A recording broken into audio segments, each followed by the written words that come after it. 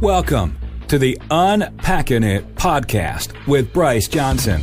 It's a show that unpacks sports, faith, and life with intriguing guests from the sports and entertainment world. Enjoy inspiring conversations and thought-provoking interviews. You'll hear stories from people that will inspire, challenge, and encourage you. Now, from the Unpacking It studios in Charlotte, North Carolina, uniting sports fans everywhere, here is Bryce Johnson.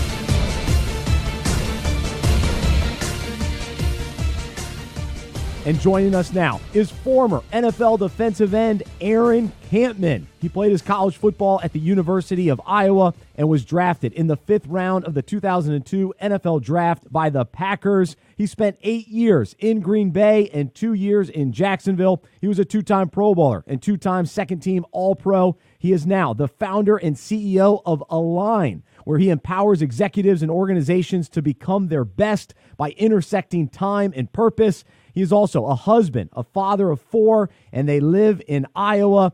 Aaron, thanks so much for being with us. How are you? I'm really well. Yeah, thanks. All right, man. Well, we're glad to have you on. And I guess first off, what are summers like in Iowa and in the Kampman household? Well, right now they're really wet. I don't know how much you've seen in the Midwest here, but we're smack dab in the middle of farming country, and it's been a really difficult spring for our farmers. But typically it's pretty warm and seasonal. But right now in our family, a lot of things going on. We have 4 kids, as you mentioned. So we're 15, 13, 11, and 7, three boys and a little girl. And all of the 3 boys are training for football. There's never really an out of season anymore, right? Yeah. And so they're all doing different things. My little girl is in violin and dance and singing. So they're all 4 busy with their activities, and it's been a really, we kicked off the summer in a good way. Oh, that's awesome. So your 3 boys play football, and so what's that like for you as a dad watching them play? And I assume that you want them to play and pursue this. Yeah, absolutely. I think one thing we decided as a family was that if they wanted to play football, they could definitely do that, and but they wouldn't start tackle until 7th grade. And cool. So we actually started a league here in our community for 5th and 6th graders called Red Zone, which has been really great and given, some of the families a different option. So I've run that league and then coached at the high school level actually for the last 7 years. Part of my story, I had a legendary high school football coach by the name of Thomas, and I've seen the impact that a coach can have on young people's lives, including obviously my own. And we've got a man like that here in our community of Solon, and so it's been a real pleasure to work and coach with him and the rest of the staff as we do our best to impact the young men of our community. Man, that's so cool. Well, is it easier or harder to coach your own boys? We've got a pretty good relationship, so they understand that dad is always dad and dad is dad first. But when we're on the field, obviously, I've learned to compartmentalize and look at at least from a physical standpoint, to make sure they're accountable, just like every other player. So we got a pretty good understanding with one another. Bottom line, they know that dad loves them and is proud of them regardless of what they do. Wow, that's awesome. Aaron Kampman, our guest right now on Unpacking It, former NFL defensive end. And so you've been retired now for a few years. And so when you look back at your career, what are you most thankful for? That's a great question. I think just the rich experiences that I was able to actually have with a lot of different people. I look at the world through a relational lens. And so if I look back and I think through all the different people that I had the fortune to meet, whether it was football or whether it was just people in the community or different church bodies that we were part of, it has been such a tremendous blessing for my wife and I to have all of those different relationships and the experiences and learning about people, and then also just different leadership styles, and I had a lot of significant coaches, players, spent a lot of time in the locker room. And so if I just kind of holistically macro from 30,000 feet, that's a really great question. I'm thankful for that, thankful for the opportunity to just be exposed to all of those realities and relationships. Well, and you mentioned the word relationships, and all of us long for those relationships. But when you think about it from the football perspective and how you develop those relationships, what maybe principles translate, or do you even think that maybe the general public misses out because they didn't have that type of locker room, atmosphere? But how can we, I don't know, create that or translate that somehow? Yeah, I mean, to me, it's fairly binary. I mean, I think any leader has to understand that the people that they have the opportunity to influence are constantly searching and evaluating whether they are there for themselves or whether they're there to serve the people that they're influencing and the cause that they're supposed to be about. I think if it's the latter, then trust is built and leadership grows, and opportunities to create greater influence actually happen. But I know in the NFL, one thing that I learned is that pro athletes are pretty good. They have pretty good radars about understanding who's actually out for themselves and who wants to go somewhere together as a team. And so I think partly because of how I'm wired and gifted, and partly because of my experiences, I think I've learned that now translating that to the corporate world, it's fascinating because it's no different when working with an executive team. The same things are true. Coaching, what have you. In the end, we want to know that people are for us and have our best interest at heart. And when they do, trust is definitely accelerated and established. Aaron Kampman, our guest right now on Unpacking It, former NFL defensive end with the Green Bay Packers, and now he's the CEO of his own company. It's called Align, and you just mentioned it a little bit, but you help people understand how to intersect time and purpose through understanding our values, story, and relationships. So how do you do that, and how did you discover the importance of intersecting time and purpose? Well, I mean, really, when we think about it, again, going back to my NFL days, I'll tell a story that I think helps me understand it anyway. I was at the Pro Bowl for my first experience in Hawaii, and there was another guy there as well who was there for his first experience, and we were sitting poolside, and we were talking about getting there and all the work and things that went into getting there, and I was there sharing it with my wife and kids and my parents, my in-laws, a really good friend of mine who's a physical therapist, and a couple other folks. And unfortunately, he didn't have those same relationships. And we were just talking back and forth. And then he said something that's always stuck in my mind. He said, I thought it'd be more. I guess the reality is we're always, when we're performance-based, we're always looking for that next thing, that next rung to climb. And so I wanted a way to try to quantify and codify, if you will, in kind of a fast and deep way.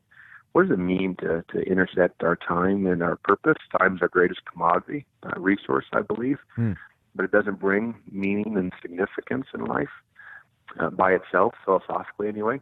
And so thinking through how do we actually live at the intersection of time and purpose. The Greeks had two different ways to talk about time. They talked about chronos, this idea that time is linear and moves forward, and then there's kairos, where it's like when you're doing your hobby that you don't look at time, right? And so anyway, just diving into the reality of what does it look like to more sustainably live at that intersection. And we believe that there's three really important components, and you mentioned them. Everyone believes that values are how we make decisions, but it's interesting when you actually sit down and talk to someone and say, so what are your values? Can you name them? Yeah. Not in a contentious way, but usually we get a little tongue-tied, including myself. And so we've got an assessment to help identify core values of people, and then probably more importantly, how they actually manifest their lives based on a continuum of how we operate emotionally. And then we also understand that our values don't come to us just by chance or generated randomly. We have generational patterns, and so we go back for people and help them understand grandpas and grandmas, as well as their own context that they fit into and their own emotional highs and lows that really shaped their values. to why they do what they do. And then lastly, we look at the relational world. We do an assessment to help people, not just their family, friends, coworkers, employees, pets, hobbies, activities, just all of that together, because those are the things that push us along this continuum for how our values kind of vacillate, both from a consistent version of ourselves and our inconsistencies. What we found is you ask a CEO whether or not he or she has different values at work and at home. And sometimes it stumps people because they think, well, but when you really ponder it, you don't have different values. They just manifest themselves differently based on the level of trust and relational intimacy, I guess, that you have with those around you. And so, anyway, we try to help bridge that gap between who we really are and who we present ourselves to be, to live with a fuller integration of what that looks like. And so, if you're familiar with TED Talks, Simon Sinek had a start with why. That's kind of the big rage right now. Oh yeah. I philosophically definitely agree with him on starting on the inside and this and that. But I think there's actually one more circle on the inside, and I think it's a who circle. I think we start with understanding who we are, and then we're able to more fully grasp why we are, and then the hows and the whats become more byproducts. And so it's been a real privilege to jump into this sphere, translate a lot of the leadership lessons and different experiences that I've had. Gladwell talks about 10,000 hours. I got those in at an early age just because of the sports experiences, and so now being able to translate that into settings that can help other people has been really a privilege. Gosh, that's so cool to hear. And man, the website is thealignprocess.com, thealignprocess.com. Yep. And you can find out more about what Aaron Kampman is doing and what his company is all about. And you mentioned the 10,000 hours and the experience that you've had, and specifically playing football for as long as you did. So what was that I don't know, as you look back, the process to really put together this whole philosophy and strategy, and who are even some of the coaches and teammates that you learned the most from, in regards to leadership and some of the things that you really speak on and help others with? Well, how much time do you got? Give me the summary, I guess. That's a big question. That's a big question. That is. Well, I tell you what, if I just think first and foremost about just some of the things that I learned and some of the coaches, it starts with me all the way back at the high school level with Coach Ed Thomas. And that everyone probably remembers is actually, it's interesting, we had our 10th annual golf tournament to honor his legacy. If those don't know the story, my school coach was actually had his life taken from him by a former player back in 2009. But he was just a tremendous man. The influence that he put, the consistency with which he lived. He was a follower of Jesus, but he didn't beat us over the head with Bible passages. And I'm not making a statement one way or the other about that. But what I saw in him was virtue, and I saw in him a man that didn't talk bad about other people. Saw the best in people, was resilient. The year before he died, we had an EF5 tornado hit our hometown. We had 100 days left when it hit a Memorial Day, and had 100 days till we were going to start our football season. And he said, we're going to play football here at Parkersburg. And because there's 4 of us guys from the NFL, ESPN was all part of it, so it's all chronicled. They've done a really nice job kind of putting it together. But so it starts with him. That somewhat, first and foremost, starts with my grandparents and my parents, but you asked specifically for coaches. So Coach Thomas, anyway, I had great college coaches. Yeah. Very, very fortunate to have some very special men that influenced me both on the football field as well as a guy who was a former NFL player. When I was at Iowa City, we spent some time going through a book written by Andrew Murray called Humility as a young person that really influenced me. He was an 1880s missionary over in Africa. Yeah, I could just keep going through. All that to say is that I've been very, very fortunate to learn from a lot of wise people in my life, and I've tried to incorporate that. And that's really what the time that I use to start this company and Alliance, it's the intersection of my time and purpose, is helping people become that better version of themselves. Like I said, it's a real privilege. I get a lot of satisfaction and fulfillment. And I get to be a better husband and father because of the work that I do, because I always learn when I work with other people from their stories and hearing what they're going through. It's interesting. We're not super complicated as humans, but we've got a lot of nuance.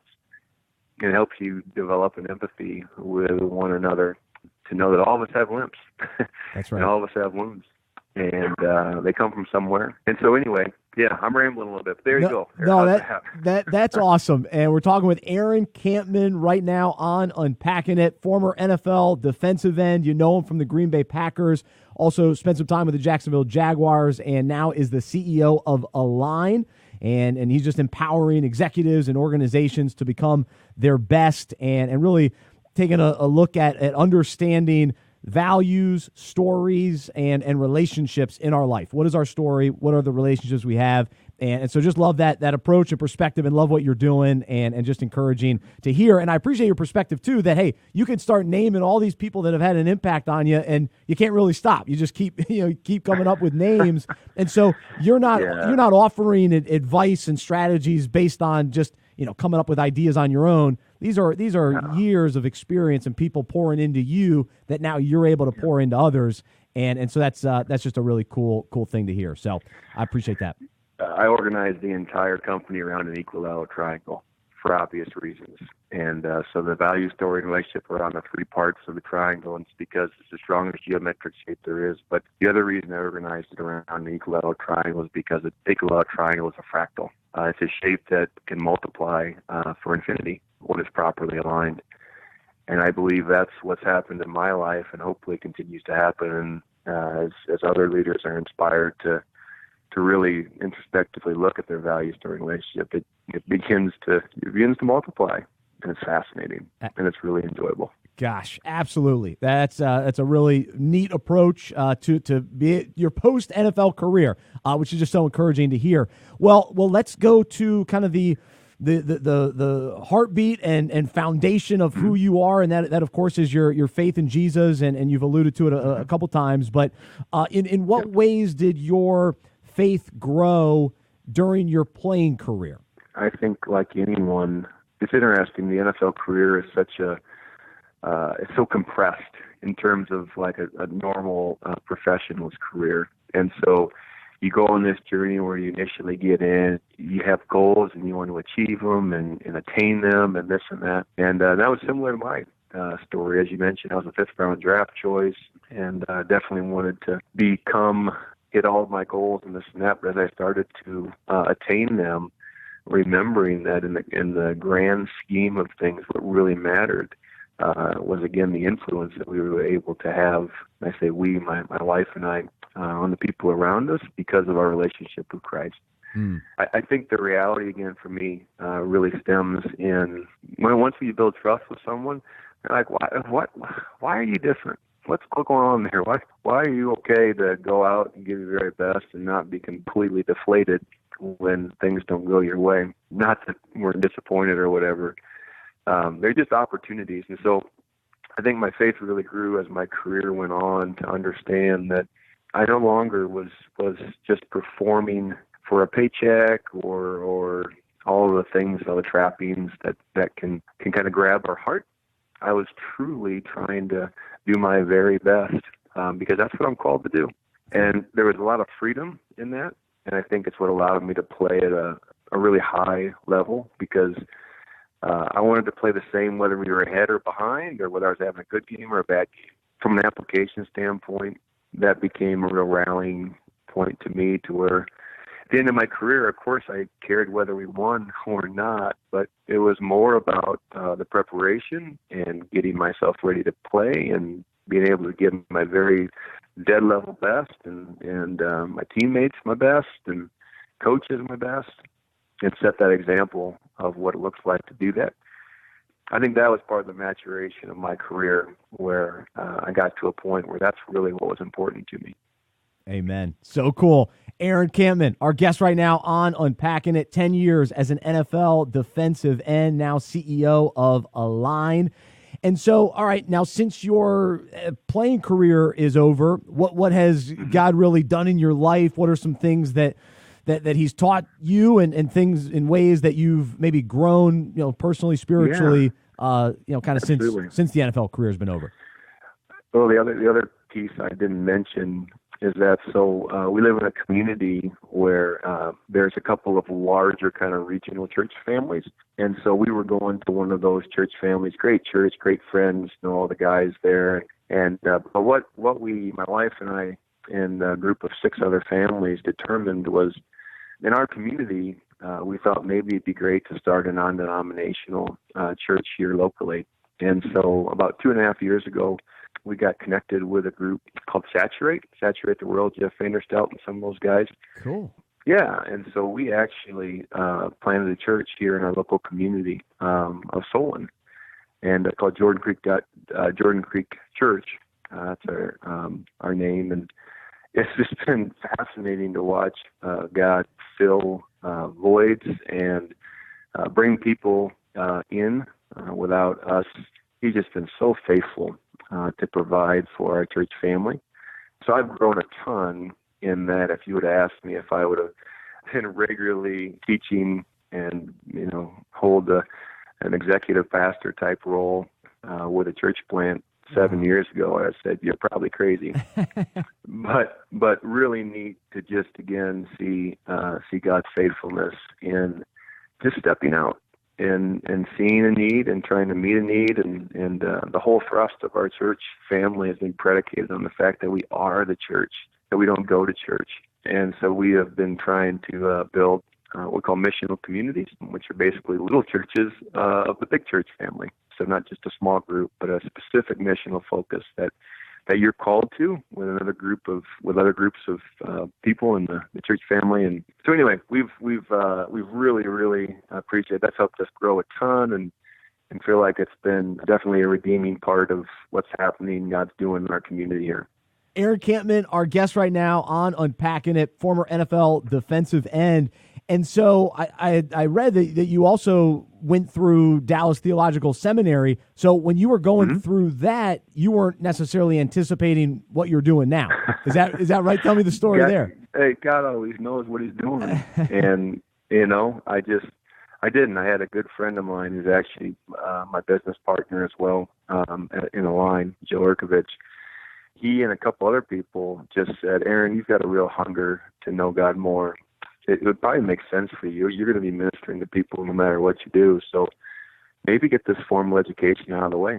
And the NFL paid for it. It was a great deal. So I spent 5 of my off seasons in my NFL career online at Dallas, DTS, Dallas Theological Seminary. And so I just got a lot of Bible and theology and pastoral ministry classes. I didn't get an MDiv, I just a certificate of graduate studies. But it was what I needed and gave me, I think, a greater perspective on the breadth of Christendom and where people are coming from and some of the arguments that are out there, and then also how do we bring it back to the mission that God's calling us to? How do we fit into God's story? Yeah, that was, I think, again, sometimes you don't know why you're doing what you're doing, but you trust that God does. So that definitely was part of our story. I was reading a little bit about you too, and you made some comments on different just kind of spiritual thoughts and ideas, and one of the words that I loved your response to, it was just kind of you describing the word joy. And so, and you can hear it as we're talking to you today on this interview. But that word joy, what does that mean to you, and how do you implement that into your life and make that come across when people meet you and know you? Well, that's a great question. I think the reality of joy is deeper than happiness. It's deeper than just a response to something that you do or get or see. It's deep seated, and I think at some level it only comes from the understanding of having an eternal perspective that the battle's already been won, and because of that, we're not supposed to live with fear. We're commanded to, and God doesn't mean I have that all figured out by any means, but it does give us assurance to know that God is in control, that He is sovereign, that there is a plan, there is a reason that things happen, even when it's really hard. And so I think just through different adversities that I've had in my life, leaning, trusting, embracing that fact, that reality, God is the author of all truth. And so trusting in that, I mean, that's the essence of my faith in Him. Amen. And that's the Spirit in me that is allowing me to remember and call to mind the truth about who He has made me to be in Him. And I think that, I guess, I have no idea what I said in that quote, but that to me today is what I can tell you about joy. Amen. Yeah, no, that was years ago, so I wanted your perspective on it today, which is awesome. Yeah. Very, very encouraging to hear. And we're talking with Aaron Kampman here on Unpacking It. And kind of my final question for you, you mentioned earlier you're a father of 4 kids and you're married to your high school sweetheart. And I've been asking my guests recently because my wife is due August 14th. And so I'm going to be a new dad for the first time, and I'm fired up about it. So what's your advice to a new dad? And I'm going to have a daughter. So what would you say? Well, I tell you what, I'll cheat because I asked my dad the same thing, and I'm going to give you the answer that he gave me. I said, Dad, it was my first son. What can you tell me about being a dad? And he just looked at me and he said, love your wife. Mm. And I didn't quite get it at the time, And now that I have kids, I understand. And now that I've listened to 2.5 years, listening to people's stories and creating a sense of security and love is absolutely vital to our children as they come up, knowing that they're safe, mom and dad love each other, and nothing's going to change that. And I saw that by God's grace. I've seen that in my parents' marriage, and I know Lindy and I have tried to model that as well. It doesn't mean that's perfect by any means, but it does mean that we're committed to one another till death do us part. And loving her that way, I think, particularly whether it's a girl or a boy, gives them some great modeling for what they need to look for when they get older. There you go. Amen. That's excellent. I love that. Really appreciate you joining us today. We've only scratched the surface, and just appreciate your heart and passions and all that you're doing with your company Align. And I'll mention the website again, thealignprocess.com. He's Aaron Kampman. Aaron, really appreciate you being a part of the show today. I appreciate it, Bryce. Thanks very much. Absolutely. Aaron Kampman, former NFL defensive end, joining us here on Unpacking It. For more information about the show, our events, and other resources, visit unpackingit.com. That's unpackinit.com. We hope you are encouraged, inspired, and challenged by what you heard today. To support our show and Unpacking It Ministries with a financial gift, visit unpackingit.com/donate. We look forward to unpacking sports, faith, and life with you again next week.